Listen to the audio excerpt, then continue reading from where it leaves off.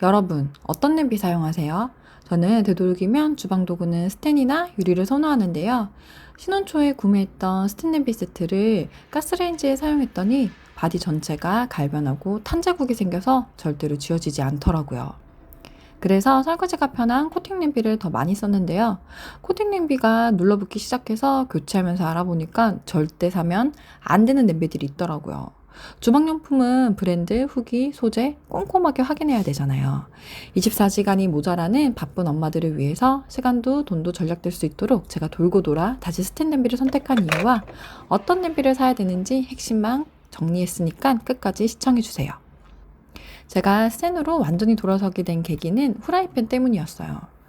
정말 비싸고 유명한 브랜드에서 코팅팬을 사서 딱 3번 썼는데 바닥이 미세하게 볼록 튀어나오는 배부름 현상이 생기더라고요.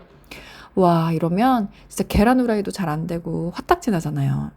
요리하고 세척하는 과정에서 급격하게 뜨거워졌다가 식었다를 반복하면서 금속에 열 변형이 발생한 건데요. 그럼 기존 금속에 붙어있던 코팅은 어떻게 될까요? 이렇게 갈라질 수밖에 없어요.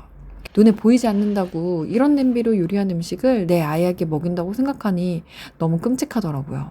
식약처에서 괜찮다고 인증한 것은 열 변형이 발생하기 전의 상태라 주기적으로 바꿔줘야 되는데 눈에 보이지 않으니까 또 교체 주기를 제대로 확인하기도 어려운 것 같아요. 그래서 저는 돌고 돌아 다시 스텐 냄비를 선택했어요. 스텐 냄비 사려고 하면 통다중 광고를 많이 보셨을 거예요. WMF, 휘슬러 등 유럽 제품은 바닥 3중, 즉 겹바닥 제품이 많이 나오는데요. 바닥면만 두껍고 평평하게 하고 벽면은 얇은 금속으로 만든 제품이라 조리 효율이 좋아서 물이 금방 끓어요. 하지만 인덕션처럼 바닥 자체를 직접 달구는 방식에만 적합해서 인덕션 보급률이 높고 파스타 등 물을 많이 넣고 끓이는 요리와 오븐을 병행하는 경우가 많은 유럽에서는 조리 효율이 좋은 겹바닥 제품을 많이 이용해요. 하지만 우리나라는 아직 가스레인지를 사용하는 가정이 많은데요. 가스불이 냄비 측면, 벽다까지 탁 올라오기 때문에 끓이면 벽면에 물이 튀고 벽면에 묻은 식재료와 양념이 쉽게 타요. 겹바닥 제품을 인덕션으로 끓이거나 통다중 제품을 가스레인지에 끓일 때는 이렇게 물이 튀지 않는 것을 확인할 수 있어요. 김치찌개, 갈비찜, 조림 등 뭉근하게 익혀야 하는 음식 스타일에는 통다중 제품이 적합하기 때문에 한국에서 선호되는 것 같아요. 만약 화구가 가스레인지거나 양념 음식을 많이 한다면 통다중 제품을 선택해야겠죠?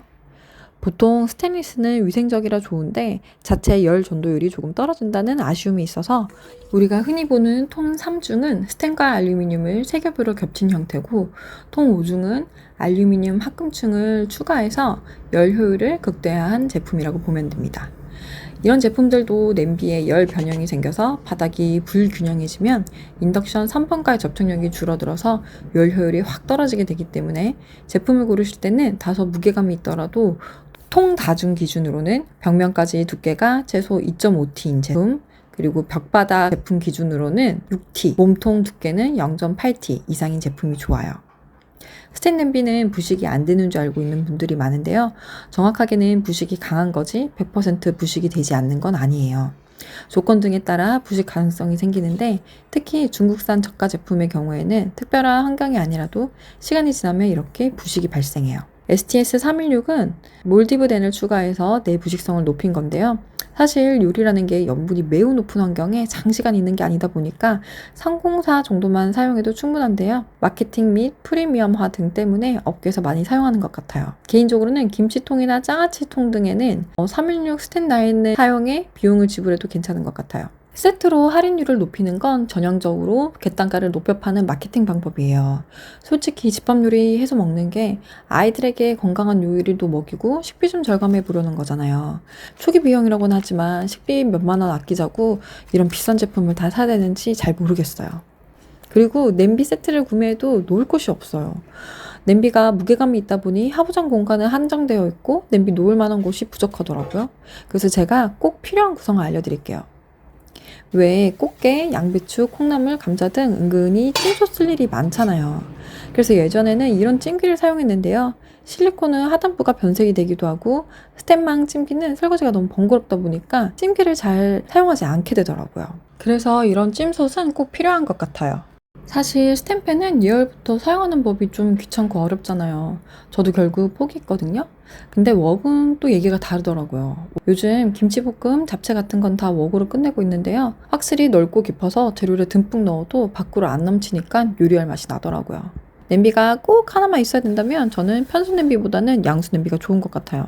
일단 기본적으로 두께감 있는 냄비들은 사이즈가 아무리 작아도 무게감이 있거든요. 한 손으로 들다 보면 너무 힘들더라고요. 애 낳고 나서 손목이 약해지잖아요. 국수, 파스타 넣고 끓이는 것도 가능해서 편수보다는 양수 냄비를 꼭 선택하세요. 그런데 이 세 가지가 하나로 해결되는 제품이 있다면 꼭 사야 되지 않을까요? 사실 저는 열심히 외식비 줄이고 생활비 아껴서 작년에 건물 투자에 성공한 프로 집밥러인데요. 이 파티웍은 못하는 게 없는 진짜 만능템이거든요. 특히 28cm 사이즈가 정말 매력적인데요. 너무 크지도 않고 3, 4인 요리하기에 딱이라 정말 손이 많이 가실 거예요. 제가 쓰는 파티웍 정보는 고정 댓글에 남겨뒀어요. 요즘 핫한 무연마제 마케팅의 진실과 브랜드별 파티웍 장단점 비교가 궁금하시다면 다음 영상도 놓치지 마세요. 좋아요, 구독은 다음 영상을 만드는 큰 힘이 됩니다.